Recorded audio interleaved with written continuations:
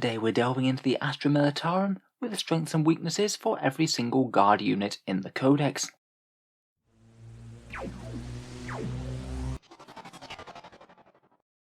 Hello and welcome back to Auspex Tactics, the strategy focused 40k channel, where we're all about getting the most out of our miniatures on the tabletop.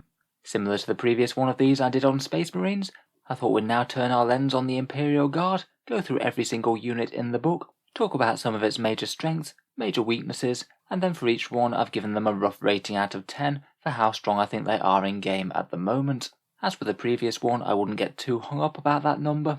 It's more of a talking point for discussion. It's more a bit of a discussion point as to how strong I think that the unit is generally, though in individual players' armies and tactics things might of course perform differently. These style videos take me absolutely forever to make, and there's masses to go through, so if you'd like to help the channel out at all, feel free to give the like button a tap before we start. It really does help out for the YouTube algorithm. In any case, let's jump right in then and start with the troops choices. So first of all we have our standard issue infantry squad, 55 points for 10 models, and an absolute backbone of the guard army. They're a real asset to have. Between these guys and orders, they can have some massive flexibility, some fairly decent anti-light infantry firepower with first rank fire, second rank fire, and some crazy movement on an Obsec unit with move. As troops they have Obsec for taking those primaries, they're fairly durable for the points with that flak armour, much better than most races similarly priced troops, and if you want them to deal a little bit more damage, you can either take some of their cheap special weapons such as plasma or melter guns for 5 points, or you can build around them with the Catachan melee combo, with Priest and Iron Hand Strachan for 3 strength 4 attacks out of each guy. As the main infantry choice, they also have tons of options within the Codex, useful stratagems like take cover or consolidate squads, and plenty of options for support including other units, characters and transports. I think infantry squads perform their role amazingly. I'd give them a 9 out of 10, but as they stand at the moment they aren't particularly outstanding in terms of damage dealing. I think most guard forces are going to want a contingent of these to take the objectives and screen, but mainly be looking elsewhere for things that are actually going to tear chunks out of the opposing forces. Also within the troop slots we have the conscripts, basically your infantry squads with ballistic skill of 5+. They're a little bit cheaper at 5 points per model, and you get 20 to 30 models in the squad. Their main advantage is that they're very tough for the points, even more so than the infantry, and also the fact that you can field them in absolutely massive units, which is an advantage all in itself. They can make really efficient use of certain buffs, such as Psychic Barrier from Astropaths or Take Cover, both of which can go a really long way when you're applying it to 30 guys at a time. On the downside, even worse than infantry, they're really not going to do much damage. Their incredibly poor morale means that they're likely to take some attrition due to leadership, and orders are a bit of a double-edged sword. They can be good on a big unit, but the conscripts have a very high chance of failing them and not being able to get off a crucial move or something like that. Overall, I'd say they're a 7 out of 10, far more niche than an infantry squad, though I still think a big unit or two can be a boon to a list. Finally for the troops we come on to the Tempestus Scions, 9 points per model for 5 to 10 models, and perhaps the biggest strength of these guys is their deep strike, being able to jump down all over the table and fight on new fronts when guard might sometimes be a little bit slow. They have Obsec, quite a lot of flexible options from the various Scion regiments, and they can pack a reasonable punch with ballistic skill 3+ special weapons like plasma guns. For weaknesses, their hotshot las guns aren't all that reliable out of deep strike. You need some way to mitigate the short range on them if you want them to rapid fire. At 9 points they are still fairly fragile with toughness 3 and a 4+ save, and their damage output is kind of okay, though not spectacular for the points invested. Still though, I'd give them a 9 out of 10. Cheap squads just for using Obsec, doing actions and getting in table quarters really can give you a big asset with trying to actually win the mission and score points. Next up, seeing as we're guard, I thought we'd do the heavy support choices next, and we'll start off with none other than the iconic Leman Russ, 155 points base, and you can take them in squadrons of 1 to 3. There's a lot of good things to say about the Russ. Their Demolisher Cannon can be fairly vicious as an anti-tank weapon. With toughness 8 and 12 wounds, they're pretty durable for the points. They've got good flexibility of loadout between the turret weapons and the sponsons. They can get objectives secured in spearheads, and there's plenty of synergy between the various different regiments and stratagems within the Guard Codex. Can be a good choice for custom tank regiments, such as re-rolling numbers of shots and self-repairs.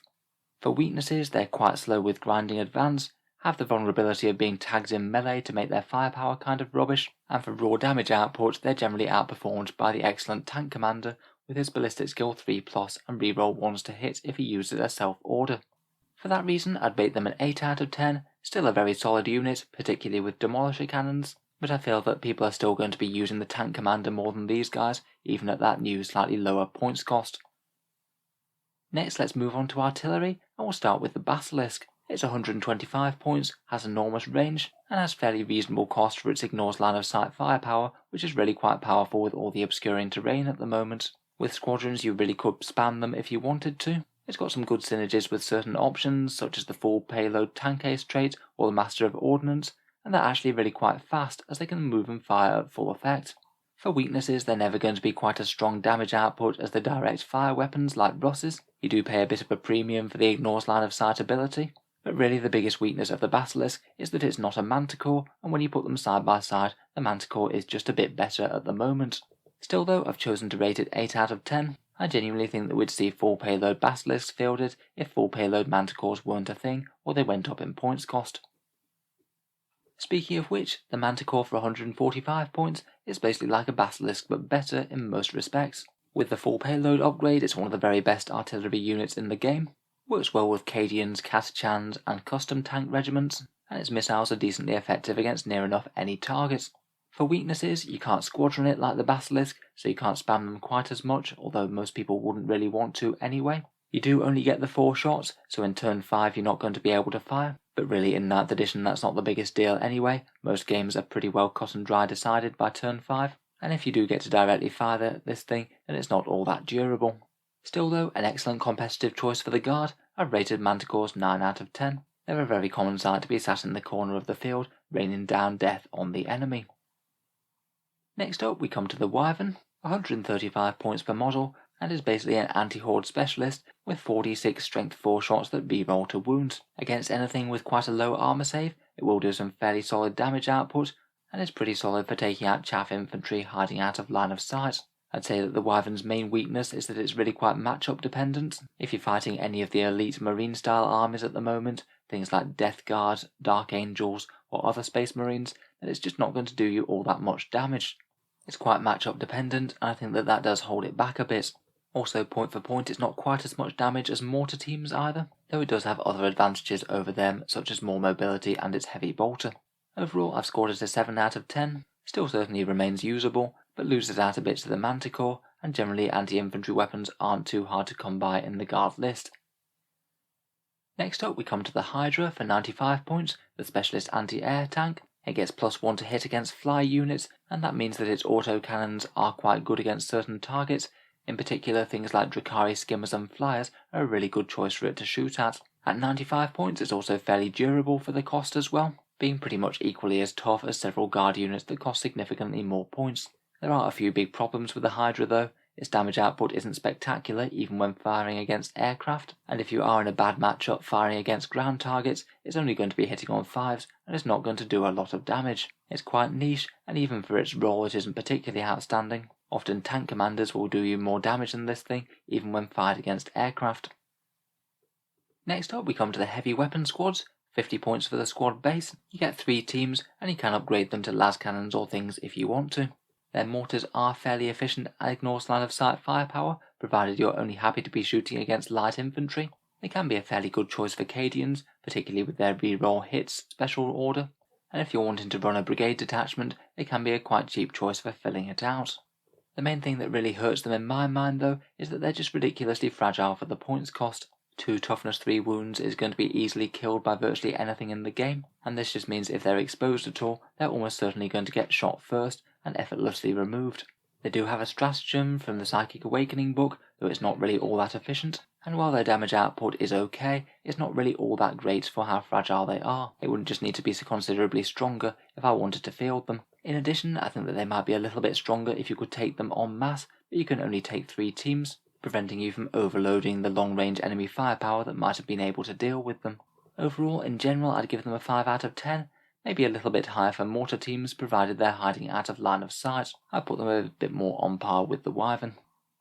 Finally, for ignores line of sight weapons, we have the Deathstrike missile launcher. This one's 150 points for a massive cruise missile that has quite a high chance of not firing in the game, or when you do get to fire it, it's got a very high chance of not doing anything meaningful.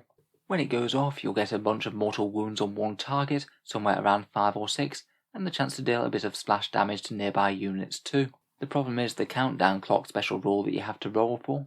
You're not actually odds on to fire this thing until turn 4, which in most games of 40k is far too late. It's often better just to have something that could have been firing the last 3 turns and already made an impact on the game and destroyed some enemy units. By turn 4 the game might already be largely decided, or the tank might have been destroyed, and the enemy is far less likely to be bunched up, so you can't just hand out the mortal wounds all over the place. Even then, when it goes off, 5 or 6 mortal wounds isn't bad, but for 150 points it's not exactly great either. There's honestly just so many issues for this thing, I've scored it a 2 out of 10. At least it can only get better whenever the new codex comes out. Next up we'll move on to the fast attack and talk about Sentinels first. We've got the Scout and Armoured variety, both of them are 35 points, and you get the choice between the 3+ save and excellent durability of the Armoured Sentinel, or getting the pre-game move for the Scout Sentinel, being able to get into the midfield early. I think Sentinels can have a good role being disruption and distraction units, as they're often going to be quite prominent and up front, but really not going to be the thing that your opponent wants to shoot most of the time. I think Sentinel's main issue is that their damage output is just quite underwhelming. Even if you go with the Armoured Sentinel combo, taking las cannons and hunter-killer missiles and using their first turn stratagem, it still doesn't stack up very well against, say, a Lehman Russ Demolisher. Because their damage output is so low, it means that they might struggle to draw fire and use that good durability, and just run the risk of being ignored as a fairly low power gun platform for the whole game. Overall, I've scored them a 7 out of 10. I think they do have uses, though aren't particularly standouts. Next we have the Hellhounds. They're fast attack choices, and you can either choose the standard Hellhound, Bane Wolf or Devil Dog. After the 3, the standard Hellhound is by far my favourite. They're quite fast, and having access to some auto-hitting weapons is nice when confronted with modifiers. They can be quite punishing for the guard, and you can potentially make it a bit more of a mixed role tank by attacking on a multi-melter, which is really quite an efficient choice now they went to 2 shots. With their random numbers of shots on the turret weapons, they can be pretty good with Kaschand or custom regiments, allowing you to get a bit more firepower out there, and they can have some strong overwatch with a bunch of auto-hitting flamer attacks. I think in general they make fairly good front-line screening type tanks, and can be a bit of an annoying issue for the opponent to deal with. On the downsides, their damage output is okay, though not particularly amazing, and their explosion ability could sometimes hurt the enemy, but it could often be a double-edged sword. If they get blown up turn 1 when you're there in your own deployment zone, you could be showered with quite a few mortal wounds from your own tank. Overall, I've scored them an 8 out of 10, a fairly solid unit, and a pretty reasonable pick. Next up we come to the Chimera. This, since its latest points cut, has become an absolutely excellent dedicated transport. It's only 75 points base, so cheaper than a Rhino, and of course you get far more guns and more transport capacity than a Rhino gets.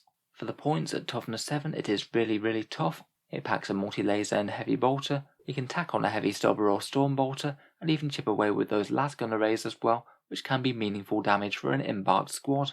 Against more heavily armoured foes, you could just think about using smoke launchers to increase the durability even further for a turn. They do help make the tank very flexible. Really, I think that Chimeras are just an excellent unit. They don't really deal all that much damage, but really with their role they don't particularly have to be. I think that the main issues with the Chimeras are exactly what you'd want to put in them. If Guard had access to some truly punishing close range or melee units, then I think that they might be taken even more. Still though, I've scored them 9 out of 10. Certainly a competitive unit to add to a guard army.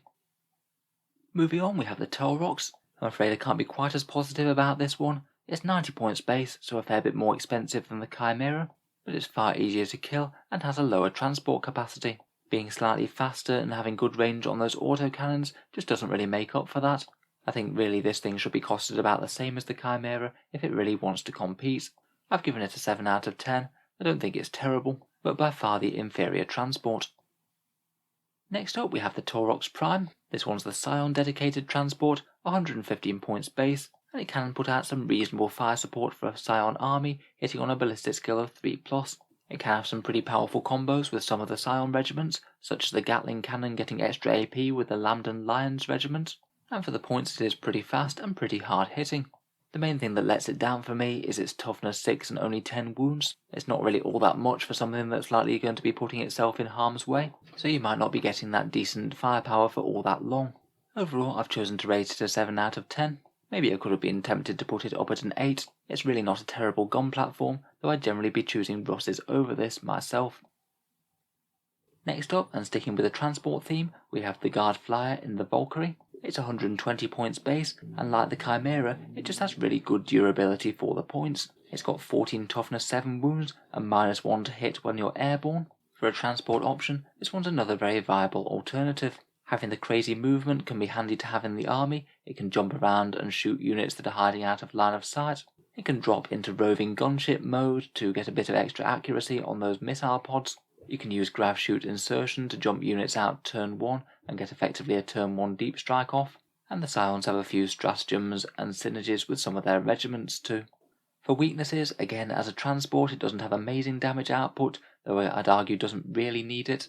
As a flyer it can't normally score objectives unfortunately, and perhaps for Scions you could argue that its transport capacity is a bit redundant as they do have deep strike innately anyway. Still though, with the points cost as it is, I'd say the Valkyrie is really quite a good workhorse transport. I've chosen to rate it an 8 out of 10. Now let's get on to the Elite's choice in the Guard Army, one of the biggest sections of the Codex. Lots of support squads and special characters in here.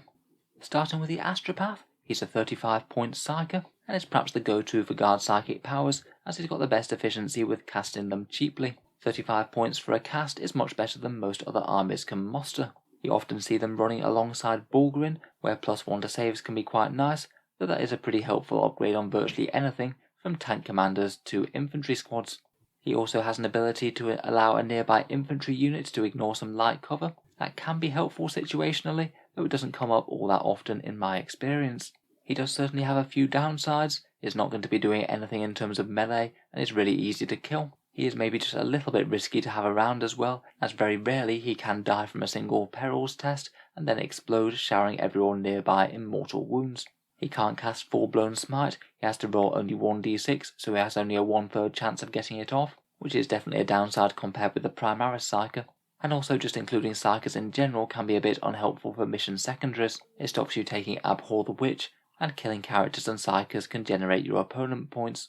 Overall though, he's still my favourite for casting Guard psychic powers, whether that's a bit of extra durability or a few mortal wounds from Psychic Maelstrom. I've chosen to score him an 8 out of 10, a pretty solid little unit. Talking of Bulgarins, these guys are 35 points per model, and that's now equally applicable for all loadouts, the different shields and the Maws. Bulgarins are a real powerhouse unit in the Guard army. They're just insanely durable when layered with buffs. They can have 2+ saves with their slab shields, get +1 from Psychic Barrier from an Astropath, get another +1 from Take Cover, and then even potentially be in light cover on top of that. You could easily feasibly have a situation where Bulgarin are saving las cannon shots on 2s. For their melee, they get a fairly decent amount of Strength 7 AP -1 damage 2 melee attacks. They aren't usually just going to cut through enemy units like butter, but they should grind away at them turn on turn. For downside, they are somewhat slow, and they might struggle with certain units in combat, such as really high saves like Terminators with Storm Shields or Toughness 8 models. Overall though, at 35 points they're a really solid unit for the Guard, quite a good choice for a durable threat to march into the midfield and begin dealing out some hurt. Next we have Colour Sergeant Kell. I'm afraid I've done a typo here, sorry, he's 45 points, not 35, and he allows you to re-roll nearby morale tests and allows an officer to issue another order. He does have a little bit of melee capability as well, with a Power Fist and Power Sword. Really though, I don't think that Kell is that efficient. He's locked Acadian for a starter, so you might not see him all that regularly.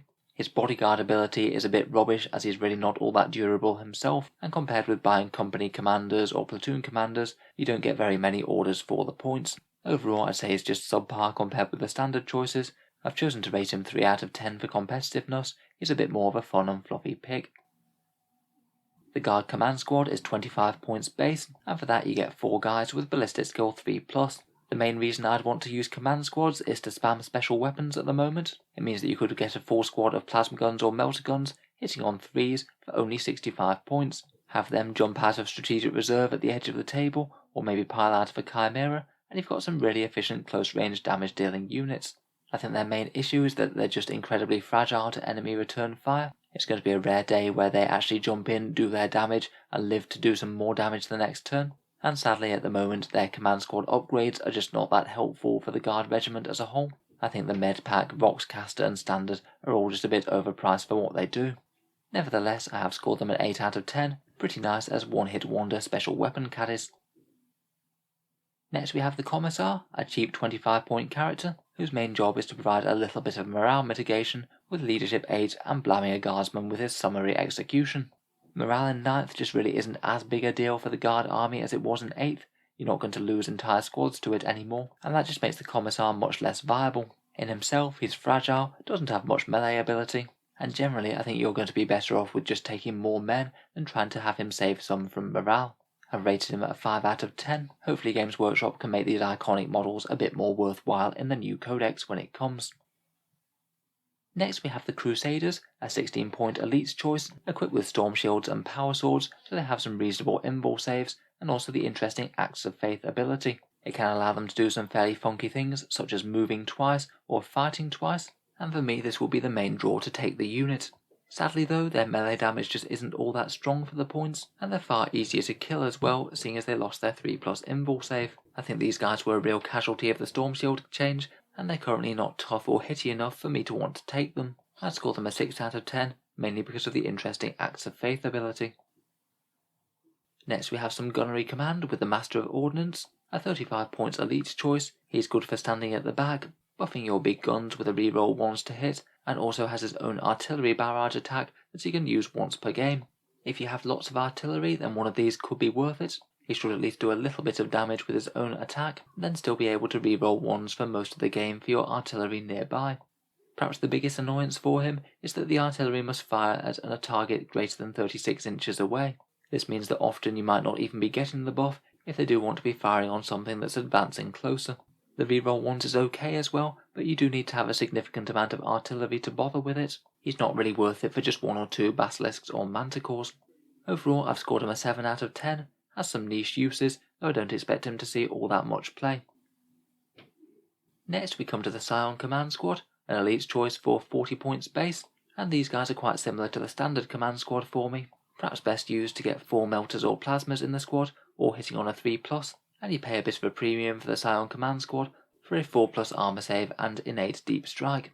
They can work quite well dropped along Tempesta Primes, using that order to reroll wound rolls against big targets, and various Scion regiments can also help buff their firepower. For downsides, much like the command squad, they're very fragile for the points once they're down, and their unique command squad options aren't really all that helpful. I've scored them an 8 out of 10, a fairly decent damage dealing unit, though again I feel like you really do need to kill something on the turn that you come in, as they're quite likely not going to be around for a second turn. Next we have the Ministorum Priest, a 40-point elites choice, and his main job is to give an aura of +1 attack to all squads nearby. I typically want to use him either with Bullgrin to get extra strength 7 attacks out of them, or alongside Ironhand Strachan in a Kaschan list to give all the infantry squads 3 strength 4 attacks. It's also quite nice that he has a Rosarius as well, that can make him just a little bit more durable with a 4+ invul. On the downsides, he's not really going to do all that much himself. He's only got a chainsword, and I'd say it's maybe just a little bit on the pricey side for the +1 attacks buff. You're certainly not going to want this on standard guardsmen. It's only going to be in quite niche uses, either with Kaschans or Bullgrins for me. Overall, I've scored him a 7 out of 10, very usable in a couple of situations, but otherwise I'd certainly not bother. Next up we have the named Ogrin bodyguard, Nork Deadog. He's 60 points, and is fairly tough with 6 wounds, and a pretty reasonable general combatant with his Ripper Gun, his big knife and thunderous headbutt. He's quite good for protecting your characters against snipers and the like, as he can take damage for them, and he's got the nice extra little special rule that means that he can fight when he dies if he's killed before he gets to swing. Compared with actual battle line units though, he won't do you quite as much as just investing in more infantry or guns, and it often feels a bit weird to be protecting officers that cost far less with a slightly more expensive model. Finally, I'd say he perhaps doesn't compare amazingly against the Ogrin bodyguard itself, seeing as that one can get slab shields and invul saves. Overall, I'd score him a 5 out of 10. He isn't all that bad for his combat stats, but I just feel like he doesn't really add a ton as a character, and you're better off going for other things. The Officer of the Fleet is a 25-point elite choice, so quite cheap for a support character to buff your planes. Once per game he can call in an air raid, which allows him to have a chance of dealing mortal wounds to one target on a 4+. That can be quite helpful to just help with focusing down a target near the start of the game. He can buff Aeronautica Imperialis units with a reroll 1 special rule when they're within 6 inches of him, but the main weakness of this is that it can only be targeted against units that are within 18 inches of him. This means that him and the planes have to get annoyingly close to the enemy for this to take effect, and that might just limit what the planes are going to want to shoot at. Additionally, flyers don't tend to have the biggest damage output in the first place. The vultures and vendettas just aren't really all that efficient at the moment, and overall I'd score him a 6 out of 10. He doesn't really do a lot, but I guess it's quite cheap. Next we come to the Ogrim Bodyguard, a 50 points choice, and he costs you 60 points if you do upgrade him with a Maul and Borgrim plate. Again, he has the character protection rule similar to Nork Deadog, can have a fair amount of melee damage with the Maul, and he's potentially a bit more durable either with a 2-up save or a 4+ invul with the shield. Again though, like Nork, he's not going to have quite as much damage or durability compared with just taking standard Borgrim, and the character protection is a little bit unreliable. It only works on a 3+ rather than a 2+ for Nork. I still think it's interesting. Having a few Borgrims with character protection kicking around could be kind of handy, though I think for most lists you're mainly just going to want to invest in the battle line. Sticking with the Ogrin theme now, we have the standard Ogrin squad. These are 30 points each and have frankly been suffering for a very long time. They've got a little bit of range damage with those Ripper guns and a little bit of melee with their huge knives. Sadly though, for 30 points, they aren't really strong on any level. Their range damage, melee damage and durability are all just a little bit subpar. Really, these guys could just do with getting a bit cheaper again. With Borgrins only costing 5 points more, there really just isn't any debate between the two units. Borgrins are just better. Overall, I'd score them a 5 out of 10. Hopefully they can come down in points at some point. Next we have a junior officer in the platoon commander. He's 25 points for a basic officer that gives you 1 order. Sometimes he might be a reasonable choice over the company commander, seeing as he might be running out of HQ slots, and I think he is particularly good for whenever you only need 1 order for the guard. Say perhaps if you're using this guy with the Dagger of Tusark, and then just escorting 1 infantry unit threat, and then he can just use that 1 order on them.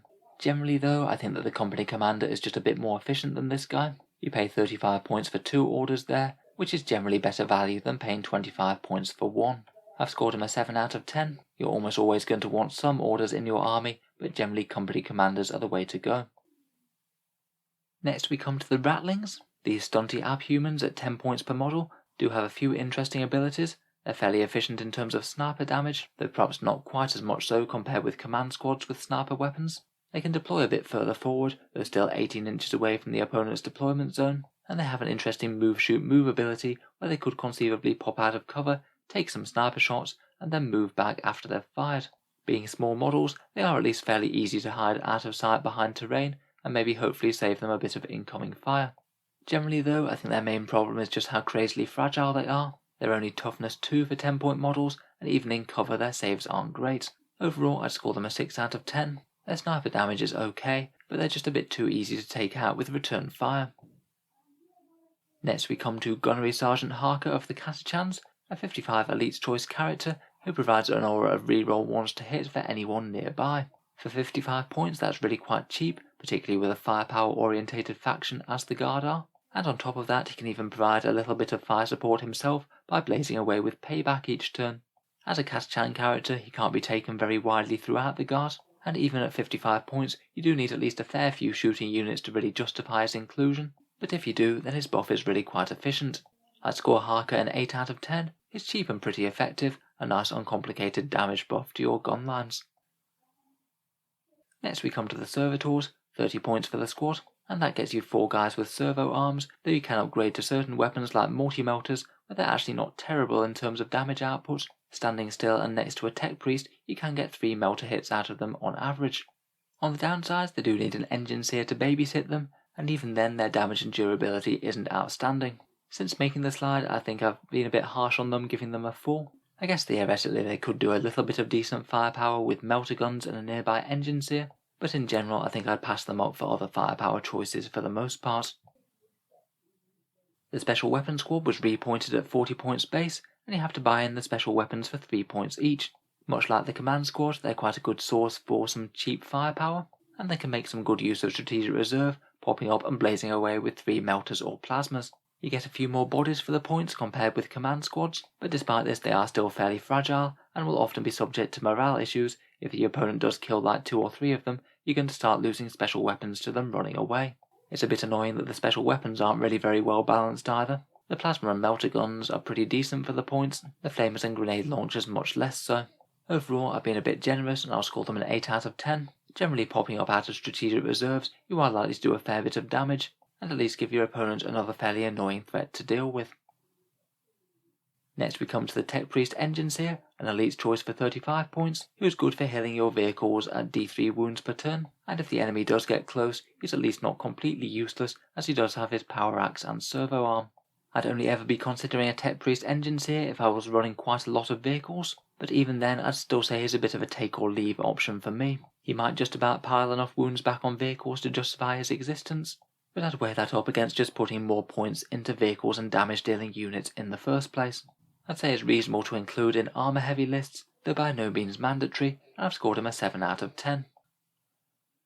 The Veteran Squad is an elite's choice for 65 points, and for that you get 10 guys who are basically like your standard guardsmen, but get ballistic skill 3+, and a few interesting options in terms of spamming special weapons, and can take another few fun choices such as shotguns or heavy flamers. I think one of the Veteran Squad's biggest weaknesses is that they don't get OBSEC and aren't in the troop slot, so you can't spam lots of them. You can only have 3 units with the rule of 3. Generally though, I think that they are quite an interesting option for making best use of the Imperial Guard's infantry synergies. You can get quite a big concentration of firepower in one unit with a bunch of lasguns and specials, and they could be quite a good choice for things like piling into transports, outflanking with strategic reserves, or using the Dagger of Tusark. Overall, I'd score them an 8 out of 10, quite a useful alternative to standard guardsmen to have around.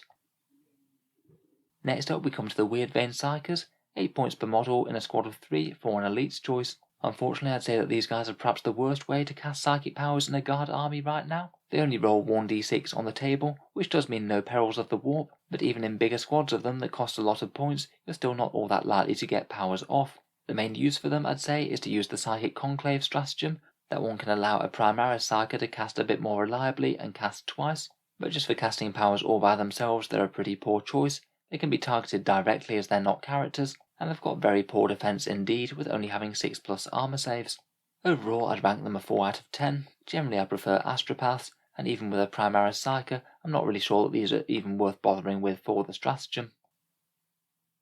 Next up, let's look at the HQ choices, and we'll start out with Ironhand Strachan, the company commander for the Catachans. He's 80 points, and it's really quite well rounded as a guard character goes. He'll give you 2 orders, fight pretty well in close combat, and perhaps most importantly give out an all-important aura of +1 attacks to nearby units. He's even at least fairly tough for a guardsman, is toughness 4 and gets a 3+ armor save, so at least he's not quite as weedy as some of the cheaper characters. The main downside is that you are going to spend a fair few more points for him, though I'd generally say it's worth it if you're building around a Catachan melee strategy. I've scored him an 8 out of 10, it's a solid pick in my book. Commissar Yarrick is 105 points, the most expensive guard infantry character, and tries to be a bit of an all-rounder. He gives out a helpful reroll 1's aura that applies both to regiment units and non-regiment units, and also in close combat. As a commissar, you also get a slightly helpful morale boost from him. He's got a bit of melee damage going on with that power claw, and at least he's slightly harder to kill than most due to that Iron Will special rule. Despite all this though, I'm just really not sure that Yarrick is worth it for the points. In general, you're not going to be able to make maximal use of all of his abilities at once, and his melee and durability are only really any good by guard standards, not in general 40k. Overall, I've scored him a 7 out of 10. It's certainly not too bad for a character that can sit at the centre of lists, but I would weigh him up against options that are far cheaper, and just putting a fair few more bodies on the battle line.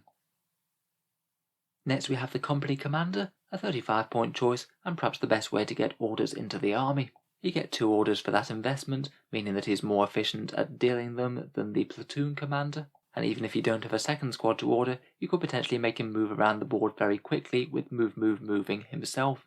Overall, he's just a very solid synergy piece for the guard list. You generally want one if you have any significant amount of infantry, and he's a good choice to bear warlord traits and relics.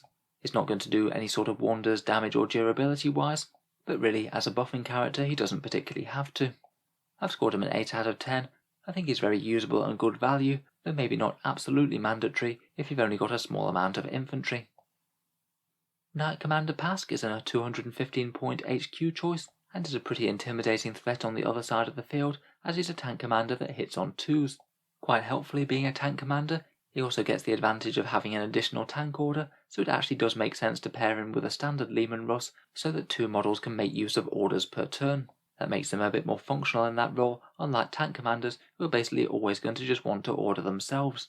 Perhaps his biggest downside is that he's locked to being Cadian, meaning that he can be a bit of an annoyance to include in a list if you weren't running Cadians anyway. He can't use the fairly powerful tank ace traits either, and I do feel that with Knight Commander Pask you're sort of running into the territory where you're putting too many eggs into one basket. As you can only take one of him, he's absolutely going to be the tank that your opponent will shoot first given the option. Overall, I've scored him an 8 out of 10, really quite an efficient unit, and if the detachments allow, then there's nothing wrong with including him in the list.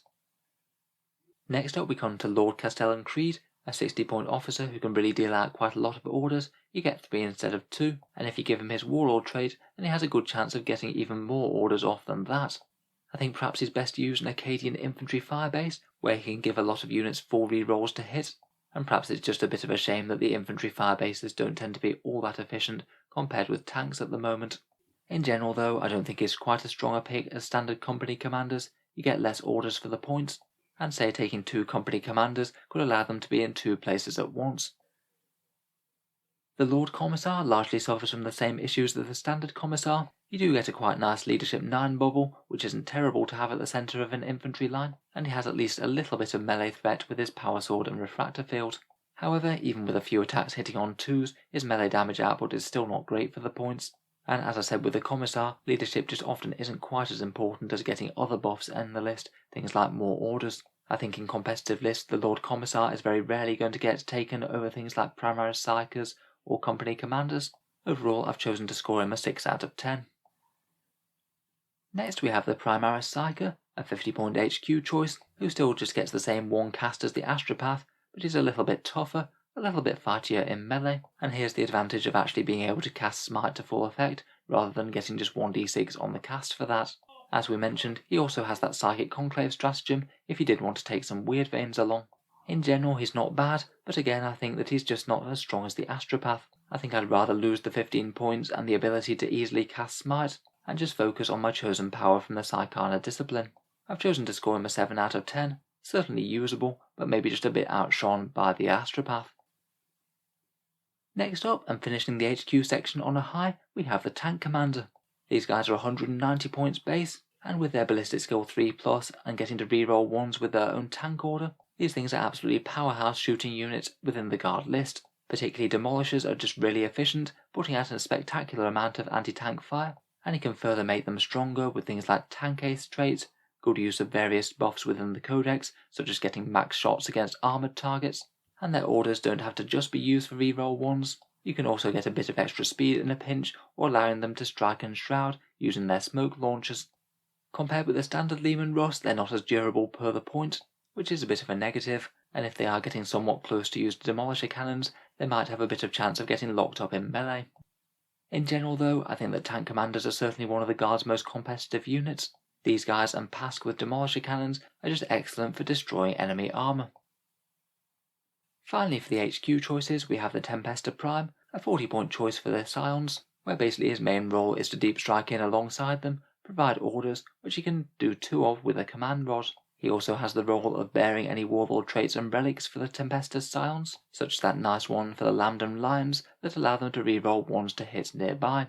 Again, like the company commander, he's not going to do much all by himself. He really is just a support character to get maximum damage dealing out of the squads, but he remains very usable within a Scion army list, and I would score him an 8 out of 10. Now we're done with the HQ choices, let's move on to the Lords of War with the Baneblade chassis tanks.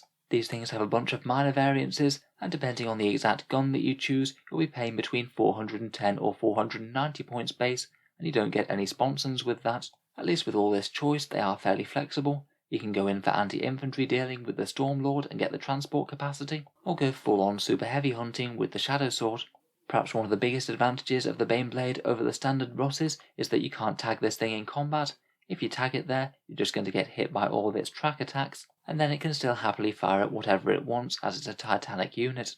It also has the advantage of having quite so much points together all in one solid mass, so any buff that you can put on it is usually a very good thing. It could be -1 to hit and +1 saves with Astropaths, or maybe if you're Vostroyan, you could use the +1 to hit stratagem on it, so you have a Baneblade that's hitting on 3s for 1 CP. Sadly though, Baneblades just aren't really in the best spot at the moment. For the points with the firepower and durability, you're generally going to be better with Russes or tank commanders, and on top of that, to field it as a Lord of War, you have to pay a 3 command point tax to field it in a super heavy auxiliary. As a Titanic unit as well, it's a bit easier to shoot, and it won't be hidden by line of sight blocking cover like obscuring terrain. Overall, I'd rate the Baneblade a 6 out of 10. It's kind of alright for the points, but overshadowed by other options, and you have to pay the command point tax on top of that.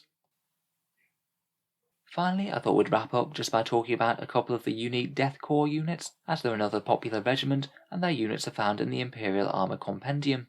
Currently, I'd say that Death Riders are perhaps one of the strongest units in the entire Guard army. They're 15 points per model, and they're strong perhaps for a weird reason that they're just absurdly tough for how many points they cost.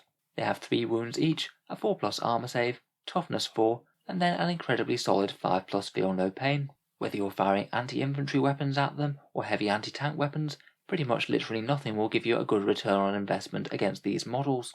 They can do at least some damage with their hunting lances in melee, though really their damage output isn't particularly strong. They're not likely to be wiping out whole elite units. They can do the job of being a screening unit awesomely well though. If you use move on one of them, then they can jump all the way over to the other side of the board straight away. Finally, they do have the option of outflanking if they need to, popping up behind the enemy army and maybe being a bit of a nuisance.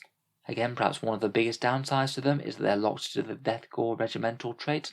That one's a bit underwhelming, so you often see these guys fielded in competitive lists as an allied detachment alongside a major guard force. I've decided to rate these guys a 10 out of 10. Not spectacular damage output, but with this crazy amount of speed and spectacular durability, they're pretty much always going to be an asset to a Guard army list. Finally, I just thought we'd talk about the Combat Engineers. They're the Death Korps unique elite choice, 8 points per model, and they get ballistic skill 3+ with their 3-shot strength 4 shotguns and a 4+ armor save. Their anti-infantry firepower is okay, but the main reason that I'd want to take them would be to use the gas bombs. They'll pretty much shred any non-vehicle wounding on 2s, and you can get an absolute ton of attacks with them by using the Grenadier's stratagem.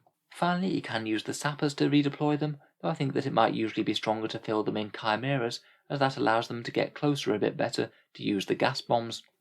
Overall, I think that they're a fairly efficient damage dealing unit, can be good for a couple of scary chimera threats, and overall I've chosen to rank them an 8 out of 10. So that finally brings us to the end of this pretty enormous review of every unit in the Codex Astra Militarum, and I hope you found at least some of that useful or entertaining. If you think I've missed anything, please let me know down in the comments, and let me know what other factions you'd most like to see a video like this for. I might think about doing the Necrons next, perhaps.